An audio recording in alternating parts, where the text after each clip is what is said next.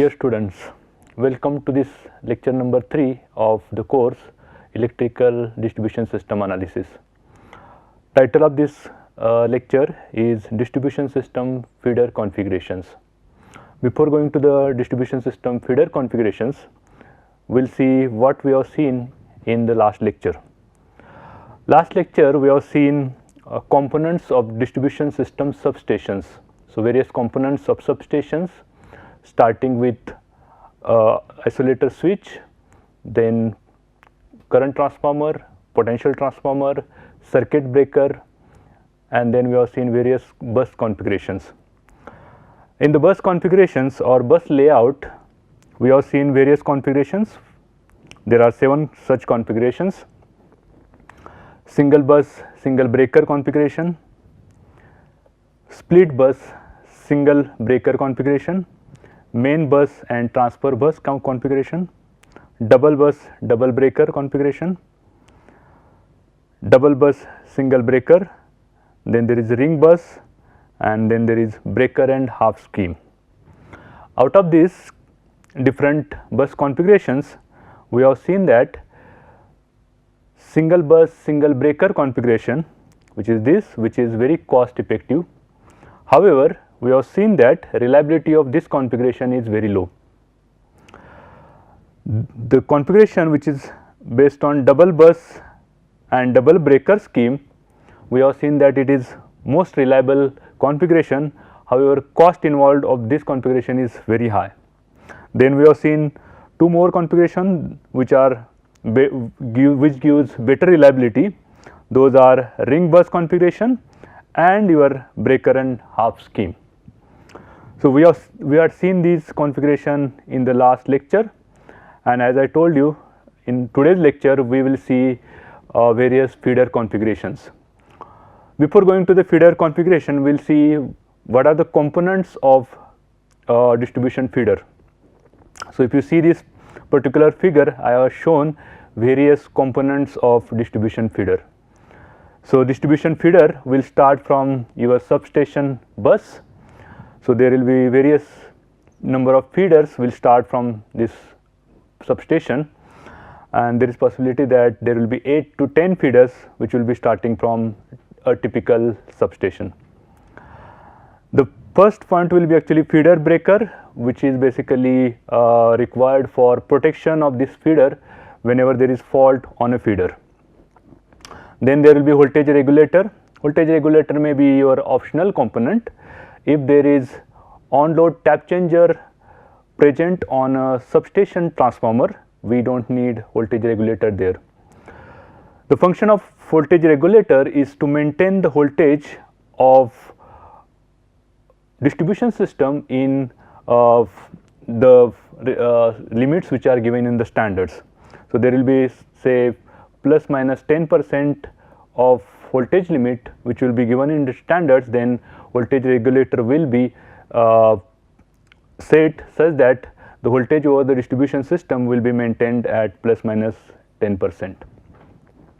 Then there will be actually various laterals. So, this is your main line, which is called as 3-phase main line, which is basically 3 phase, and then there will be various laterals which will be connected to this main line. So, this is one lateral which is 3 phase, then there is another lateral which is 3 phase, and then there will be this single phase lateral. So, there is possibility that laterals which are going out of this main 3 phase line will be single phase or 2 phase, it is called as V phase also sometimes, and then there is 3 phase laterals. Then there is fuse. As I told you, it is for the protection purpose of the feeder. Sometimes we use these reclosures or these sectionalizers to disconnect the line during the faults. This sectionalizer switch will work in coordination with your recloser. The function of recloser is similar to our circuit breakers. So, recloser will work only when there is fault, but difference between recloser and circuit breaker is that recloser will work whenever there is temporary fault or permanent fault. So, it will first check fault is temporary or permanent. if the fault is temporary, the recloser will first open the circuit, and then whenever after some time it will again close the circuit to check the fault is temporary or permanent in nature. If the fault is permanent in nature, it will completely open the circuit. Then you will find there are different types of capacitor, like I have shown it here, which is one is fixed capacitor bank, and then there is switched capacitor bank. So, capacitor banks are basically provide the reactive power support in the distribution system. So, fixed capacitor will be permanently connected to the distribution system. However, this switched capacitor will be connected or disconnected depending on our loading conditions. So, whenever there is a highly loaded condition in this distribution system, then it will be switched on. Whenever lightly loaded condition is there in the distribution system, it will be switched off. Then however, this fixed kind of capacitor will remain connected to the distribution system whatever loading condition. Then some laterals may be having your underground cables, some laterals will be having overhead lines like I have shown it here. Then there will be some number of tie switches, adjacent feeder, there is one more tie switch here. So, these tie switches will be normally in open condition. So, this is normal open condition. However, whenever required we can close it and we can connect it to other feeder. So, these are the components of your distribution system. However, there are many new components are getting introduced to this distribution system. These are some of the components like solar PV system, where the solar energy will be connected to the distribution system. Then there is diesel generator set which will be connected to distribution system. Then there is battery, and then there is wind energy which will be connected to the system. So, because of connection of these new components, the distribution system will no longer remain passive in nature, it will become active because it will be having some kind of sources. So, whenever these sources present into the system, your protection of the system will become critical. So, we need different kind of protection scheme or protection settings of existing protective relays will need to be changed. Now, we will see various feeder configurations. So, first commonly used feeder configuration is radial system. So, in this figure I have shown it. So, there will be actually feeder main line which is going, and then laterals will be connected to this main feeder. So, if you see here, in this case no lateral is forming any loop or no main line is forming any loop. So, that is why it is called as a radial kind of system. So, as I written here, it is simple in planning and design. So, while designing and planning it is simple. During the operation, control and protection also, if you see, the cost of the system is very less, because we need only one power is actually flowing in only one direction, and you need to design your protection circuit as well as your main feeder accordingly, and which will actually save your cost of your system. So, cost of the system will be low.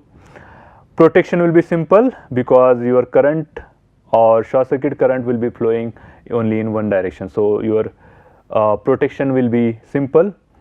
Then it is easier to control the voltages into the system because voltage drops will be only in only one direction. If there are no active components present into the distribution system, the voltage control of the system will be easier. Then it is also easy to predict and control the power flow over radial system. So, it is easy to control the control as well as calculate the power flows over this system. However, problem with this system is that whenever there is fault at upstream network, all the consumers which are connected to this main line will be out of power. So, if you see, the reliability of this system will be very less. there are some more configurations of this radial structure. So, as I shown it here, there will be one single main line, and then there will be laterals which are connected to this main line. This is a general configuration. Then another configuration which is express, which is called as express feeder. So, in case of express feeder, up to some length of the feeder there will not be a load connected, and then after some time there will be load connected. So, up to this it is called as express feeder, because it is loads are not connected to some extent on this particular feeder. Then another configuration of radial feeder is shown it here. You can see that it is having a very branched kind of main line. So, main line is actually branched into various structure which are shown here. Okay. So, this is again one more structure. Now, to improve the reliability, as I told you, reliability of this structure is very low, because whenever there is fault on upstream network, all the consumers which are connected downstream to that point will be out of power. To improve the reliability, sometimes these kinds of radial network will be provided with tie switch. So, these tie switches will be normally in open condition, and then these loads will get power from this direction through this feeder, and these other loads will get power from this side of the feeder, and this switch will be open condition. But whenever there is fault at some point of the feeder, we can actually close this switch, and we can still feed power to some of the consumers through this particular path. So, we can see that reliability is getting improved because of providing this one normally open tie switch. Then another configuration which is called as primary selective and secondary selective. So, first we will see primary selective configurations. So, in this case, to improve the reliability, the loads will be provided power from two feeders. So, you can see here for this particular load, power is provided by feeder number 1 as well as feeder number 2. But in this case, one of the feeder, the switch will be normally open, and another feeder, the switch will be normally closed. So, in normal condition, power will be flowing from this direction. However, whenever there is some fault on this particular feeder number 1, we can open this switch. So, it will become normally open, and we can close this switch, and then in that case power will be flowing from this direction. So, we do not need to keep the customer out of the power, and that is why the reliability of the system is increasing. Now, these switches, they are automatic switches. So, whenever there is a fault on one network, we can actually automatically connect to the another network. Now, in this case, if you see, these switches are connected at the primary side of the distribution system. So, this is your primary side of the distribution system, and then these switches are connected at the primary side. That is why it is called as primary selective scheme. Now, if you see the second figure, your structure is similar. However, your switches are provided at the secondary of the transformer. So, this is your secondary of the transformer, and these switches, which is load switch 1 and load switch 2, they are provided at the secondary side of these transformers. And as I told you, there are say two loads, load 1, load F1 and load 2. So, whenever generally this load 1 will be fed from feeder number 1, and load 2 will be fed from feeder number 2. However, whenever there is fault on say feeder 1, this breaker will open. So, that is why there will not be power flowing from this direction, but by closing this particular switch, we can still give the power to these particular consumers through this path. So, in that case, it will actually through this particular path. So, this switch will be normally open. However, during fault on one of the feeder, this switch can be closed to provide the power to the consumer who will be out of power. So, this is called as secondary selective scheme. Next scheme is actually called as loop system, or sometimes it is also called as ring main kind of system. This loop system is actually shown in this particular figure. So, if you observe this figure, it is forming some kind of ring kind of structure. So, it is actually forming this ring kind of structure here, and this ring is provided with different switches. So, here there are circuit breakers, here there are sectionalizers, and then there is one sectionalizer switch, tie switch is here, which is actually normally open condition. So, because of that, the consumers which are connected, so connected to the feeder number 1 are basically these consumers will get power from feeder number 1, and these remaining consumers will get power from feeder number 2, because this switch is normally open. But whenever there is fault on any section of the feeder, say fault has occurred at this point, then this sectionalizer and this breaker will open, and which will isolate only these many consumers.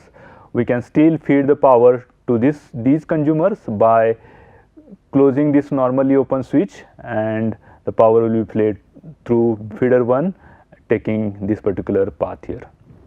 So, as you can observe, the reliability of the system is increasing, that is, system is becoming more reliable than your radial system, because we have seen that in case of radial system, whenever there is fault in the upstream network, all the consumers which are connected at the downstream part of the network, they get out of the power. However, the disadvantage of this scheme is we need larger conductor, because whenever, as I told you, whenever there is fault, suppose fault on this particular breaker, then all the consumers till this point will be fed from this side. So, this size of this conductor or size of this feeder should be as high as, so that there will not be, it can carry full amount of power through this particular feeder. Also, we have seen that in this particular scheme we need more number of switches. So, because of large conductor size and more number of switches, this scheme is becoming little bit costlier than your radial system. Then, as I told you, this loop which we are forming should meet all the power and voltage drop limit requirements of both the sides, means it should actually, both the feeders should be designed such that they will provide power to all the consumers, as well as the voltage drop whenever only feeder 1 is working and this feeder is out. Just I will erase.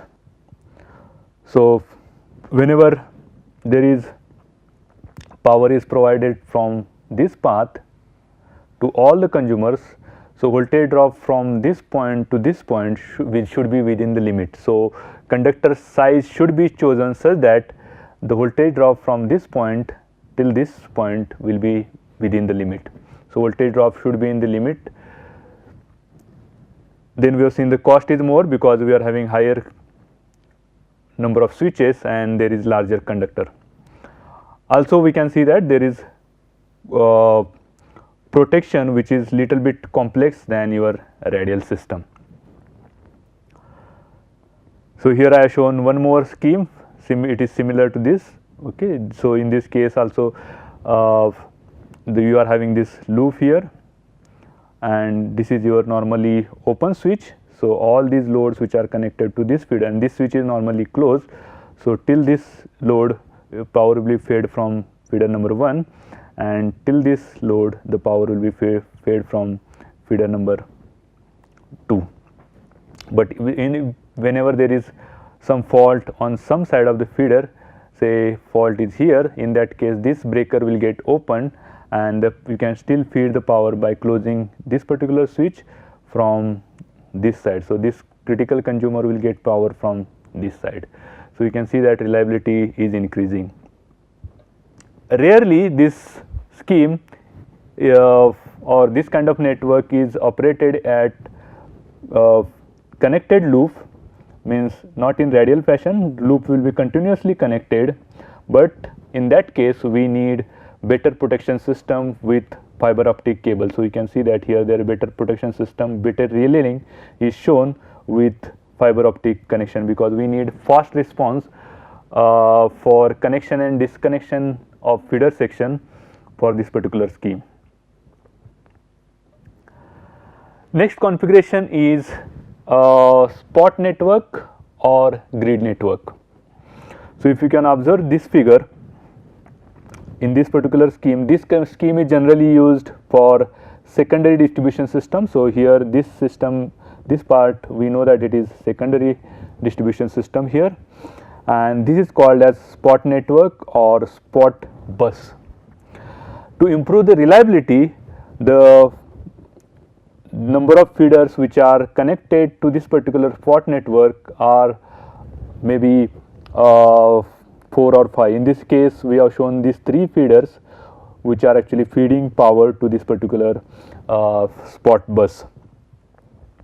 So because of more number of feeders which are giving power to this spot network, this scheme becomes more reliable.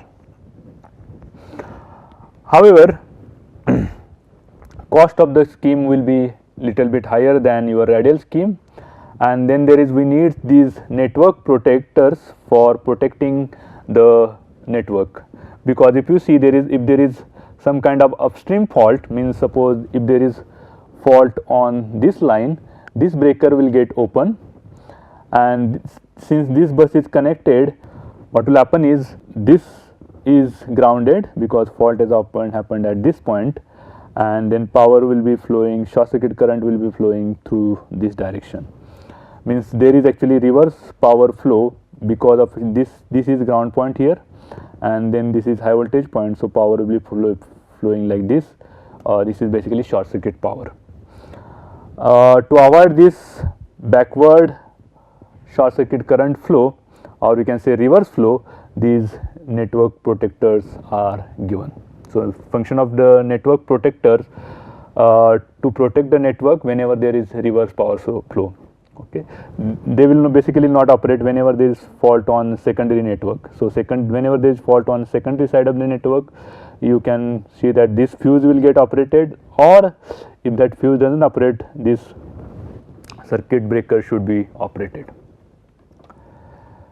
Similar to this, one more scheme which is called as grid network. So in this particular figure I have shown the grid network. So if you see this grid network, it is similar to your spot network. You can see that this grid, which is actually low voltage grid, which is formed here, will be actually fed from many number of transformers and many number of feeders at various different locations. So because of that, reliability of this scheme increases. However, the cost of the system will be very high. So this spot network and grid network scheme will be only used whenever there is important consumers, or you can say there is important areas. If you are feeding, then you need this network. Important areas like, say, there are some kind of business park or special economic zones, then in that case you need to form this kind of grid network, which are basically very reliable kind of networks. In this case also, to avoid the reverse power flow through the transformer, we are providing with network protectors. This is actually summary of various network configurations. So if you can see, we have seen that there is radial configuration which is shown on this particular lateral. So in this case, whenever, as I told you, whenever there is fault on upstream network, all the consumers which are connected to this particular feeder will be out of power. So reliability is very low, and to increase the reliability, we know that we can use your primary selective network or secondary selective network. Where primary selective, we are having two options. There are two feeders, and you can connect this load to any of the feeder. Okay, so this switch is normally open switch and this is normally closed. So here it is normally closed and this is normally open. So in normal condition, power will be coming from this power will be coming from this node. So whenever required, you can switch on the load to another feeder. The secondary selective also works similar way, only the switches are connected at the secondary side of the transformer.